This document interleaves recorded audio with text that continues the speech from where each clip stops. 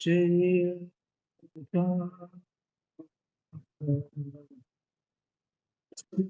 जय जय राम, जय जय राधे श्याम। श्री गणेशाय नमः। श्री सीतारामाभ्यां नमः। श्री हनुमते नमः। श्री उमापते नमः। श्री गुरुवे नमः। सब संतन की जय जय। जय जय सीताराम, राधे श्याम। श्रीमद् भागवत महापुराण जी का महात्म्य, तीसरा अध्याय, श्लोक संख्या 53। शौनक जी ने पूछा, सूत जी, यह तो आपने बड़े आश्चर्य की बात कही। अवश्य ही ये भागवत पुराण योग वेत्ता ब्रह्मा जी के भी आदि कारण श्री नारायण का निरूपण करता है। अवश्य ही ये भागवत पुराण योग वेत्ता ब्रह्मा जी के भी आदि कारण श्री नारायण का निरूपण करता है।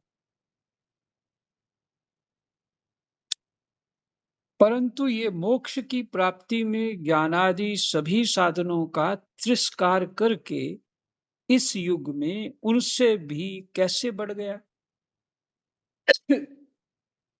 भागवत जी जो श्रवण करना है,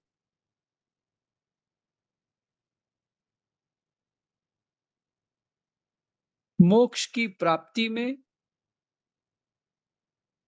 ज्ञान आदि सभी साधनों का तिरस्कार करके इस युग में उनसे भी कैसे बढ़ गया।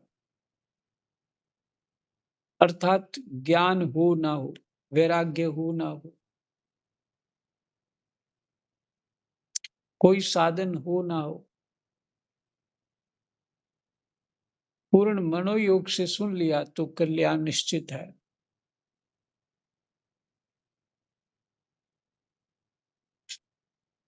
इसलिए सबसे बढ़कर है भागवत जी का श्रवण करना।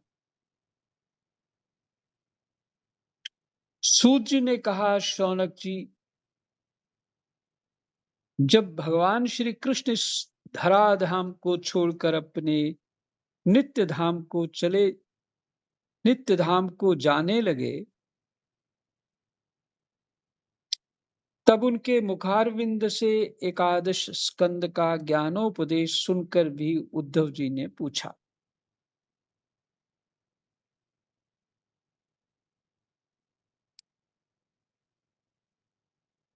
सूत जी कहते हैं, शौनक जी, जब भगवान श्री कृष्ण इस धराधाम को छोड़कर अपने नित्य धाम को जाने लगे, तब उनके मुखारविंद से एकादश स्कंद का ज्ञानोपदेश सुनकर भी उद्धव जी ने पूछा।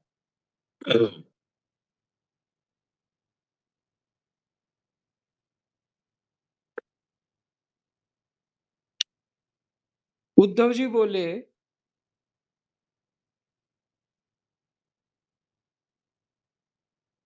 उद्धव जी ने पूछा, क्या पूछा? उद्धव जी बोले, गोविंद, अब आप तो अपने भक्तों का कार्य करके परम धाम को पधारना चाहते हैं,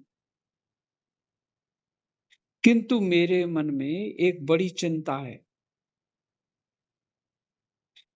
उसे सुनकर आप मुझे शांत कीजिए।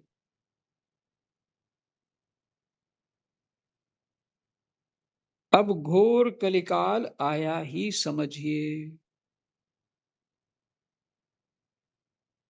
इसलिए संसार में फिर अनेकों दुष्ट प्रकट हो जाएंगे।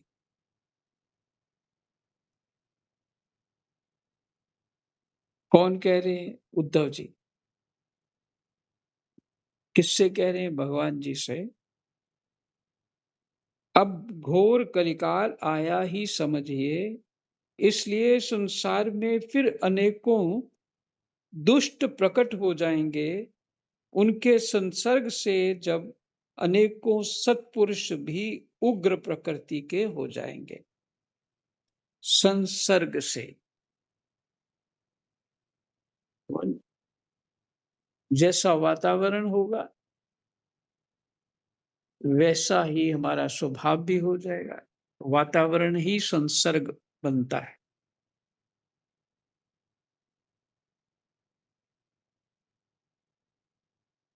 तो सत्पुरुष अच्छे जो मानव हैं वो भी अपनी प्रकृति को छोड़ देंगे,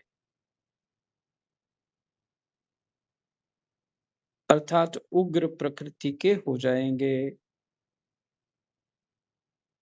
तब उनके भार से दबकर ये गोरूपनी पृथ्वी किसकी शरण में जाएगी? ये सब कुछ तो पृथ्वी पर ही होगा।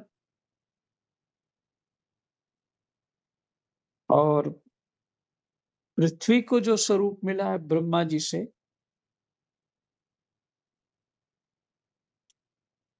तो अपने रामायण में भी पृथ्वी माता प्रकट होती हैं। उनका जो सूक्ष्म स्वरूप है वो स्त्री रूपा है।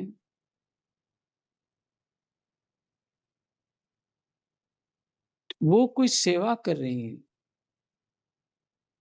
भगवान की आज्ञा पालन कर रही हैं। तो वो तो चाहती है कि सत्कर्म हो पृथ्वी पर यह सत्कर्म नहीं हो रहा।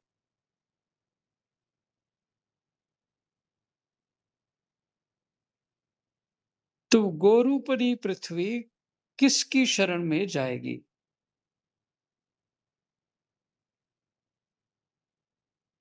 कमल नयन, मुझे तो आपको छोड़कर इसकी रक्षा करने वाला कोई दूसरा नहीं दिखाई देता।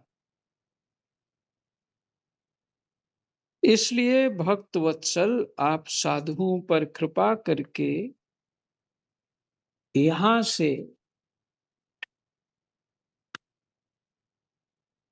मत जाइए।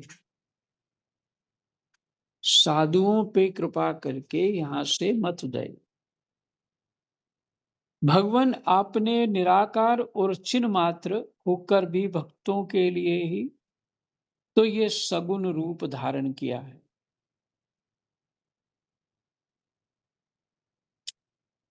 आपने निराकार और चिन्ह मात्र होकर भी भक्तों के लिए ही तो ये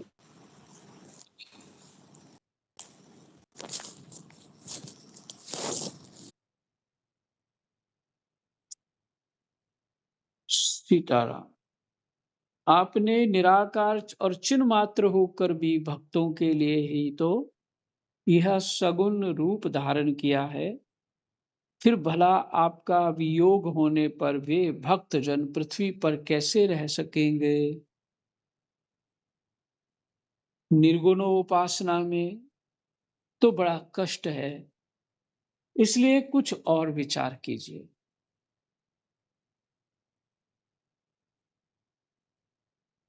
ये उद्धव जी कह रहे हैं भगवान श्री कृष्ण से।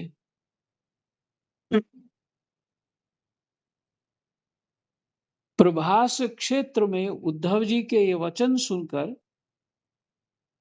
भगवान सोचने लगे कि भक्तों के अवलंब के लिए मुझे क्या व्यवस्था करनी चाहिए। समय तो बड़ा दुष्ट प्रकृति का होगा कलयुग में। और तो भक्तों को अवलंब माने सहारा किस बात का होगा? क्या सहारा दे भक्तों के लिए? भगवान ये सोचने लगे और मुझे क्या व्यवस्था करनी चाहिए। शौनक जी, तब भगवान ने अपनी सारी शक्ति भागवत में रख दी। वे अंतर्धान होकर इस भागवत समुद्र में प्रवेश कर गए। इसलिए यह भगवान की साक्षात शब्दमयी मूर्ति है। इसके सेवन, श्रवण, पाठ अथवा दर्शन से ही मनुष्य के सारे पाप ताप नष्ट हो जाते हैं।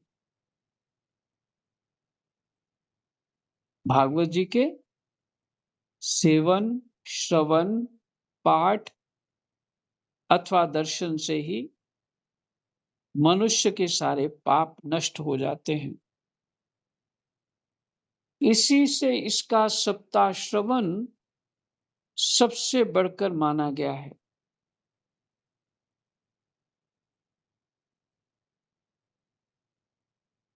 और कलयुग में तो अन्य सब साधनों को छोड़कर यही प्रधान धर्म बताया गया है।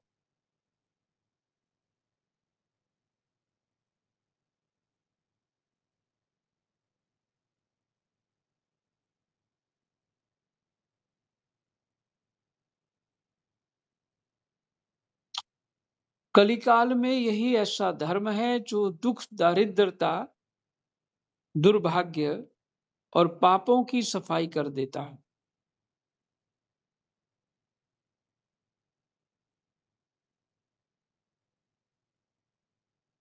फिर से 63वां श्लोक पढ़ रहे हैं।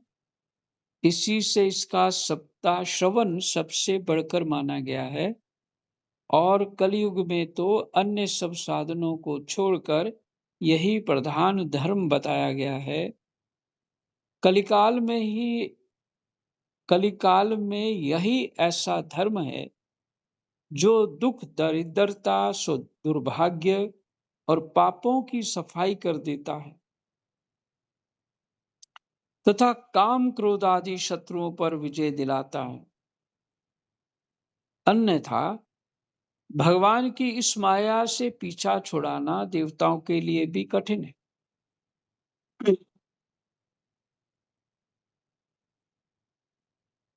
मनुष्य तो इसे छोड़ ही कैसे सकते?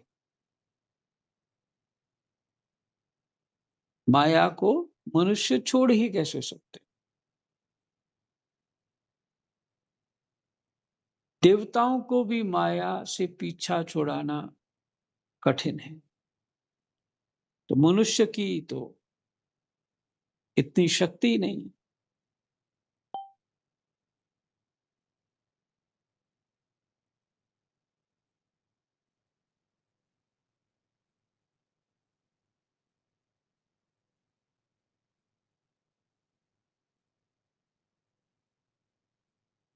कली काल में यही ऐसा धर्म है जो दुख, दरिद्रता, दुर्भाग्य और पापों की सफाई कर देता है तथा काम, क्रोध आदि शत्रुओं पर विजय दिलाता है।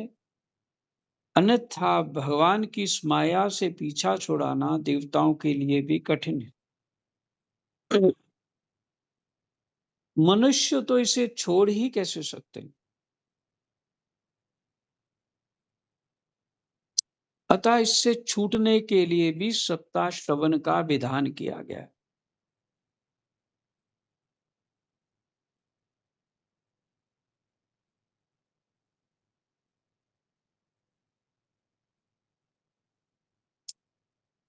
देवताओं के लिए भी कठिन है माया को छुड़ाना, तो मनुष्य मनुष्य जो है उनमें तो इतना बल ही नहीं है। अतः इससे छूटने के लिए भी सप्ताह श्रवण का विधान किया गया है, माया से छूटने के लिए। सप्ताह श्रवण माने भागवत जी का श्रवण, चाहे सप्ताह श्रवण हो या जिस तरह से आप पाठ सुन रहे हैं,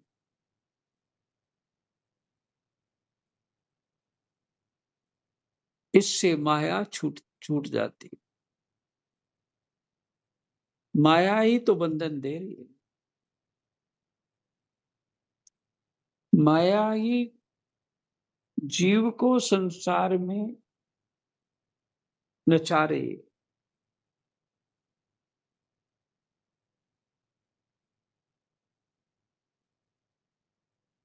सूत्र कहते हैं शौनक जी, जिस समय सनकादि मुनीश्वर इस प्रकार सप्ताह श्रवण की महिमा का बखान कर रहे थे,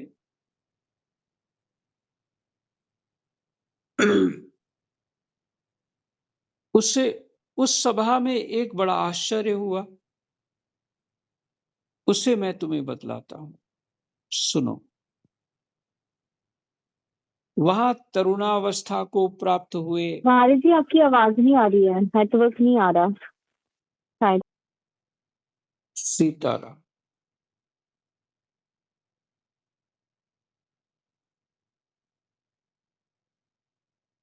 वहां तरुणावस्था को प्राप्त हुए अपने दोनों पुत्रों को साथ लिए विशुद्ध प्रेम रूपा भक्ति बार बार श्री कृष्ण गोविंद हरे मुरारे, हे नाथ नारायण वासुदेव आदि भगवान नामों का उच्चारण करती हुई अकस्मात प्रकट हो गई। दृश्य की कल्पना करिए।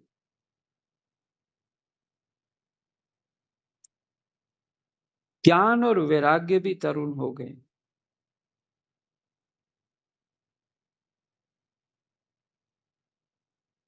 यहां प्रेम रूपा भक्ति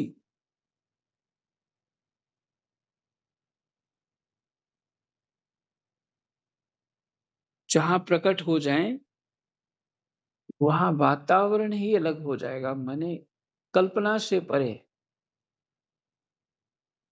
इतना दिव्य वातावरण। और नाम कीर्तन कर रही हैं, श्री कृष्ण गोविंद हरे मुरारे, हे नाथ नारायण वासुदेव आदि भगवान नामों का उच्चारण करती हुई अकस्मात प्रकट हो गई।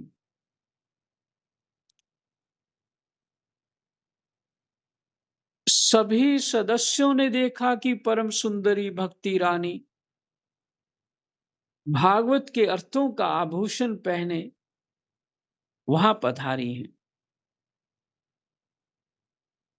भागवत के अर्थों का आभूषण पहने वहां पधारी हैं। मुनियों की उस सभा में सभी ये तर्क वितर्क करने लगे कि ये यहां कैसे आई, कैसे प्रविष्ट हुई। तब सनकादि ने कहा, ये भक्ति देवी अभी अभी कथा के अर्थ से निकली है। कथा के अर्थ से निकली हैं। उनके ये वचन सुनकर भक्ति ने अपने पुत्रों समेत अत्यंत विनम्र होकर सनत कुमार जी से कहा। भक्ति बोली, मैं कलयुग में नष्ट प्राय हो गई थी।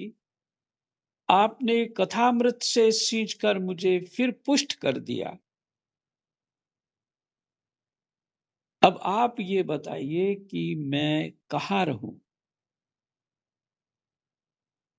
यह सुनकर सनकादि ने उससे कहा, तुम भक्तों को भगवान का स्वरूप प्रदान करने वाली, अनन्य प्रेम का संपादन करने वाली और संसार रोग को निर्मूल करने वाली हो। संसार रोग को निर्मूल करने वाली हो।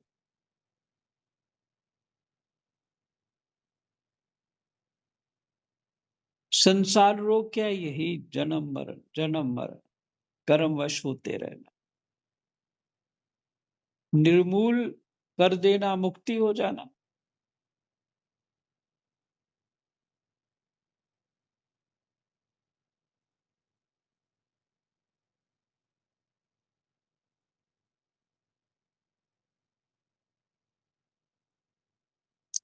अतः तुम धैर्य धारण करके नित्य निरंतर विष्णु भक्तों के हृदय में ही निवास करो। विभक्ति महारानी को सनकादि ऋषियों ने कहा कि भक्तों के हृदय में ही निवास करो।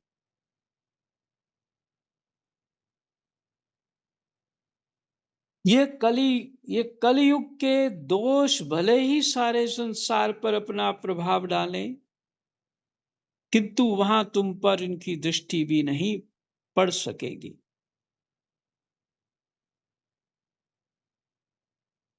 ये कलयुग के दोष भले ही सारे संसार पर अपना प्रभाव डालें, किंतु वहां तुम पर इनकी दृष्टि भी नहीं पड़ सकेगी। माने कलयुग के जो प्रभाव है किंचित मात्र भी भक्ति महारानी को नहीं होगा।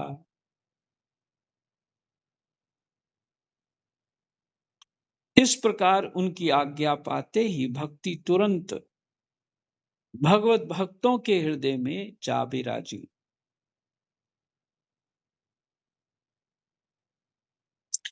जिनके हृदय में एकमात्र श्री हरि की भक्ति निवास करती है, वे त्रिलोकी में अत्यंत निर्धन होने पर भी परम धन्य हैं,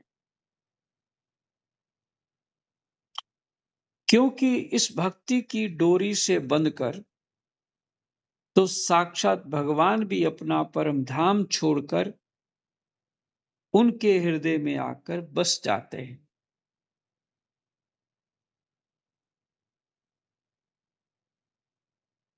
भूलोक में ये भागवत साक्षात पर ब्रह्म का विग्रह है, अर्थात भागवत जी ही भगवान श्री कृष्ण है।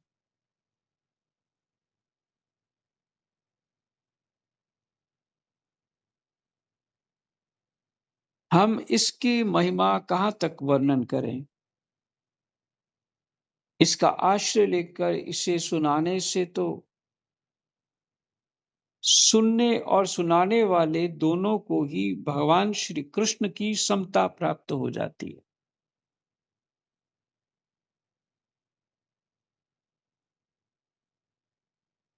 अतः इसे छोड़कर अन्य धर्मों से क्या प्रयोजन है। अर्थात और कोई साधन की आवश्यकता नहीं,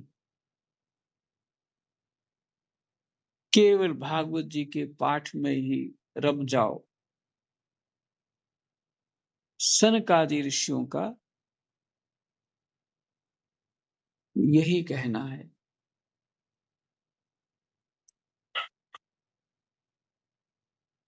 हमारा तृतीय अध्याय विश्राम हुआ, यही विश्राम करते हैं।